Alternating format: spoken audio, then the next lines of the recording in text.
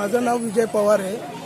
मी या कार्डावर 2019 मध्ये विधानसभा परिषदचं मतदान केलेलं होतं आणि 2 महिन्यापूर्वी सुद्धा मी नाव चेक केलं तर यादीत नाव होतं। पण आता मी अचानक इथे 3 दिवस झालं नाव चेक करतोय तर कोणत्याही ॲपवर नाव नाही आहे। लास्ट तुमची यादी म्हटली गेली की फिजिकली यादी, तर याच्यावर पण नाव नाही आहे। आता मला सांगा, याच्यावर बारकोड आहे, यांनी आमचे नावं आम्ही मयत झाले म्हणून यांनी डिलीट केलंय का आम्ही भारतातून स्थलांतर झालोय म्हणून डिलीट केलंय? आणि तुमच्याकडे एवढी डिजिटल यंत्रणा आहे तर मग हा बारकोड कशासाठी? साध्या कागदाच्या तुकड्यावर नाव आलं म्हणजे हे कार्ड व्हॅलिड, आणि नाव नाही आलं म्हणून हे कार्ड इनव्हॅलिड करायचं का? मग या आणि इथे एवढ्या मोठ्या मतदार केंद्रावर मला वाटतं इथं लाखोनी मतदार 16 बूथ आहे म्हणतात मग माहितीच्या नुसार। मग 16 बूथवर यांनी जबाबदार व्यक्ती कोणी नाही का?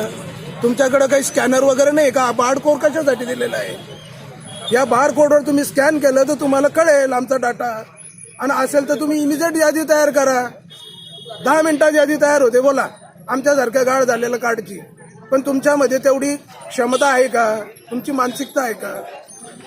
इथे नुसते माणसांची गर्दी वाढवून ठेवली तुम्ही आणि सर्वजण कानावर हात ठेवतात। तुम्ही आताही संध्याकाळपर्यंत आमच्या कार्डाचे काय आहे हा डाटा शोधा, आणि नावं जर कधी भेटत असेल तर आम्ही संध्याकाळपर्यंत मतदान करू। असू द्या, ऊन असू द्या, वारा असू द्या, आम्ही मतदान करण्यास सज्ज आहोत। फक्त आमची नावं शोधून काढा, नाही तर आम्ही मृत आहे का काय आहे, कोणत्या याच्यावर हे केलं या कार्डाची चौकशी करा, आणि संबंधित यंत्रणेमध्ये काम करणारे कोण आहे सर्वांवर कायदेशीर कारवाई करा। हे कोण होतं आमच्या मतदानाचे हक्क हिरावून घेणारे? मग एका बोगस मतदान वाढवण्यासाठी किंवा कमी करण्यासाठी आमचे कार्ड वाटले का? इतकं प्रशासन इतकं झोपलेलं आहे, म्हणजे दिवसेंदिवस डिजिटाईल होतंय आणि तुम्ही असे गावंडाळासारखे कामं करताय। मग पूर्वी तरी बरं होतं की बापाचं नाव भेटलं का पोरांचं नाव, बायकोचं नाव भेटायचं। आता बायकोचं कुठं आहे, नवऱ्याचं कुठं आहे, पोरांचं कुठं आहे? लोक हैराण झालेले आहे उन्हाने।